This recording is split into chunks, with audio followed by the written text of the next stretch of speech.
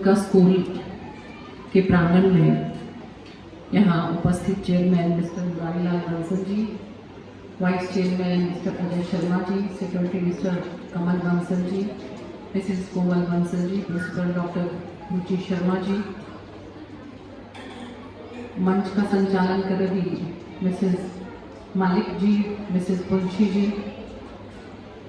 श्री संसार भूषण दिवाकर जी, जीजे न्यूज़ से जो है और डिजिटल माध्यम से समय समय पर जो है वो सभी को जागरूक करते रहते हैं। और मेरे समक्ष बैठे हुए स्कूल के सभी स्टाफ मेंबर्स और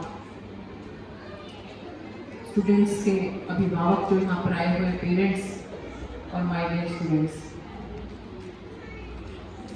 और जैसा कि मुझे बताया गया है कि जो न्यू एडमिशन्स हैं उन बच्चों के जो पेरेंट्स हैं उनको यहाँ पर बुलाया गया है और एक ये ओरिएंटेशन प्रोग्राम है जिसमें जो यहाँ के टीचर्स हैं, जो यहाँ का स्टाफ है, उनसे आपको रूबरू करवाया गया है ताकि आप लोग ये जान सकें कि आपके बच्चे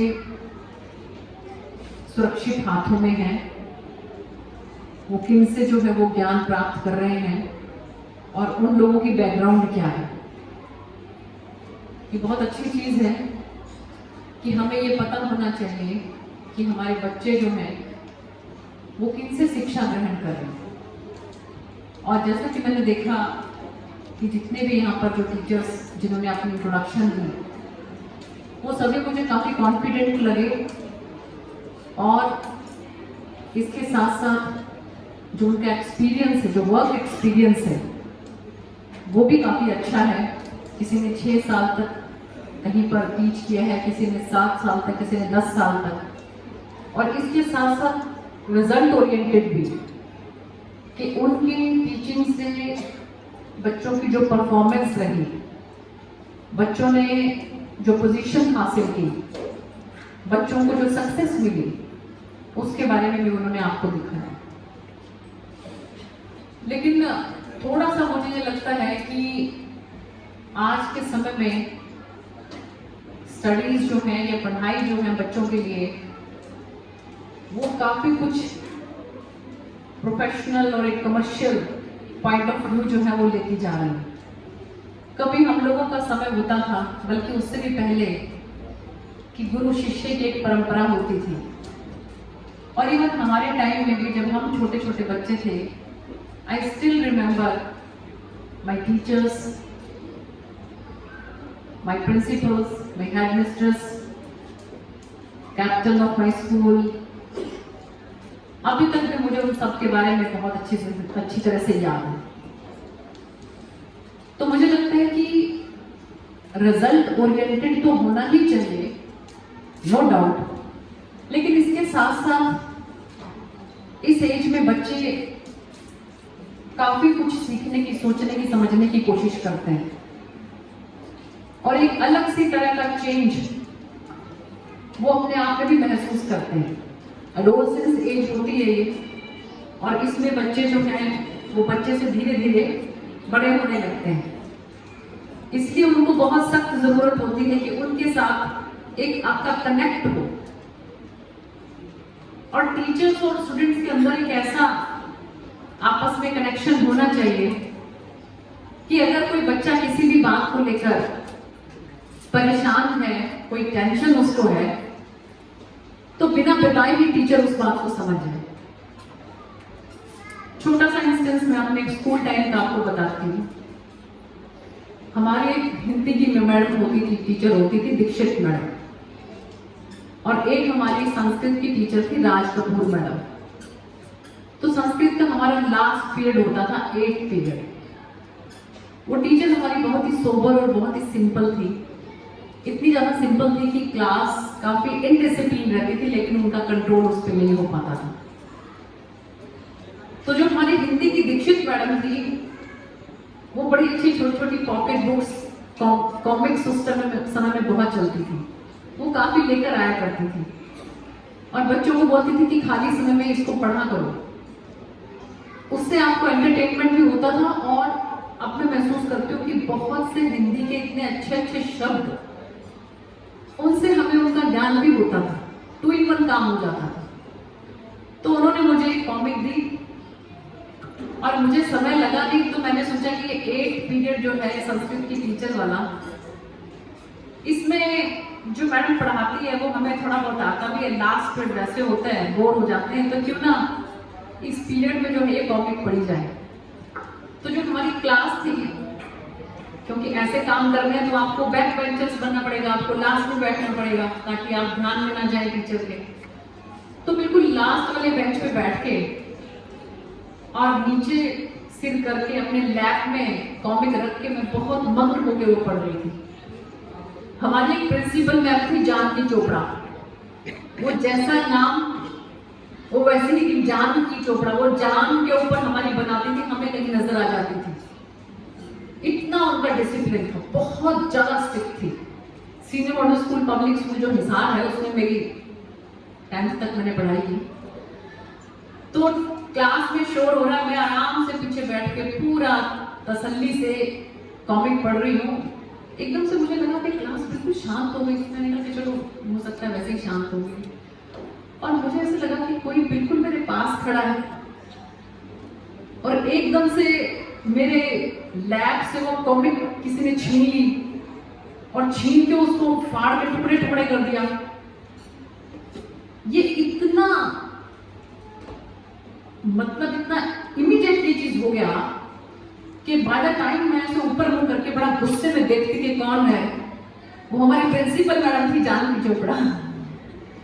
तो उन्होंने वो कॉमिक निकाली थी और निकाल के मेरे सामने फाड़ के एकदम से, तो मैं एकदम से खड़े होकर sorry ma'am sorry ma'am sorry ma'am, लेकिन तब तक तो आप हिट लिस्ट में आ चुके थे। उन्होंने कहा कि meet me after the class in my room.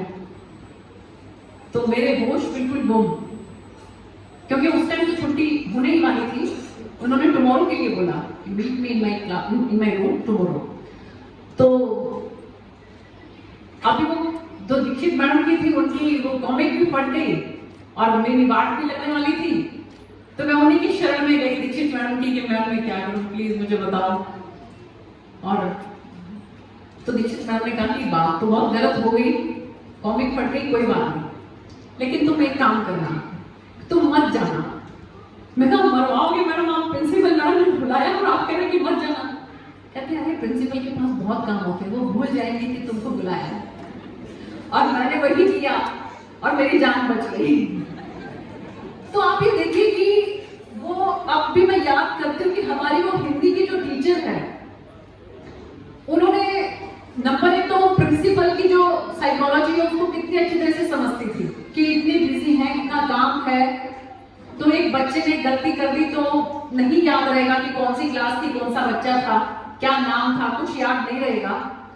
और दूसरा उनको ये था कि अगर ये बच्चा प्रिंसिपल के पास चला गया और उन्होंने बुरी तरह से इस बच्चे को अगर डांट दिया, स्कॉल्ड कर दिया बहुत बुरी तरह से, तो ये इसके मन पे बड़ा बुरा एक वो असर पड़ेगा इस बात का। तो ये मुझे अभी तक भी याद आता है। आपने देखिए कि long back, I think I was in 10th standard at that time or 9th standard, I don't remember, but in 82 or 83 like इतने साल पहले, और आज भी मैं कितनी शिद्दत से उन टीचर्स को, उन सारे इंस्टेंस को याद करती हूँ।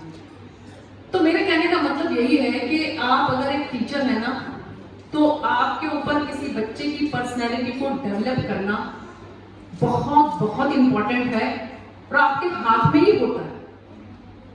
तो इसलिए हो सकता है कि आप लोगों की कोई पर्सनल प्रॉब्लम भी हर किसी की होती है, लेकिन अगर आप स्कूल में आते हैं तो अपनी सभी पर्सनल प्रॉब्लम्स को घर पे छोड़ के और यहाँ पर स्टूडेंट्स के साथ एक अच्छा कनेक्ट बनाकर, क्योंकि आप एक बहुत अच्छे इंसान को गढ़ने जा रहे हैं जो आने वाले समय में जो भी करेगा उसके ऊपर आपकी बहुत बड़ी छाप होगी।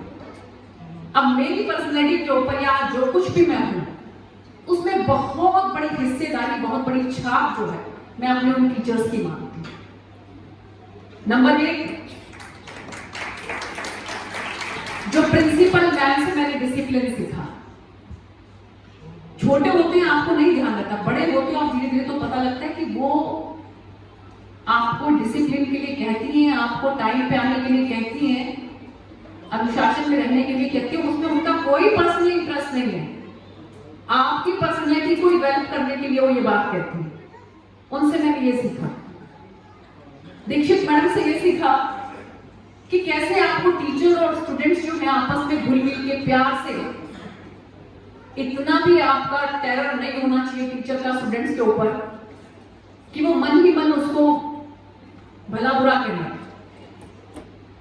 एक टीचर्स का एक अच्छा इंप्रेशन जो है वो स्टूडेंट्स के ऊपर होना चाहिए। तो मुझे लगता है कि ये स्कूल उसी दिशा में काम कर रहा है, और स्टूडेंट्स का, टीचर्स का, क्योंकि ये भी बहुत जरूरी है कि जो पेरेंट टीचर मीटिंग है वो समय समय पर होती रहे, क्योंकि बच्चे को ग्रूम करने में पेरेंट्स का, टीचर्स का मिलजुल के उसको एक अच्छा इंसान बनाया जाता है। पेरेंट्स का भी बहुत रोल रहता है। पेरेंट्स को पता होना चाहिए उनके बच्चे क्या कर रहे हैं और किस दिशा में जा रहे हैं।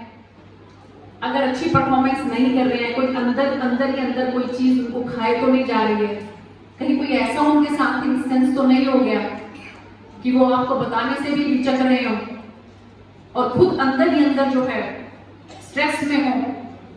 बहुत जरूरी है। तो ऐसे उसमें पेरेंट टीचर मीटिंग जो है वो बहुत इंपॉर्टेंट है। तो क्योंकि ओरिएंटेशन प्रोग्राम है ये टीचर्स का और पेरेंट्स का भी ज्यादा इसके अंदर मुझे लगता है कि इंटरेक्शन इंपॉर्टेंट है। लीडर्स को तो आके बीच में अपनी टांग नहीं अड़ानी चाहिए। तो बहुत कुछ ना कहते हुए इन शब्दों के साथ आपका बहुत बहुत धन्यवाद। जय हिंद, जय भारत।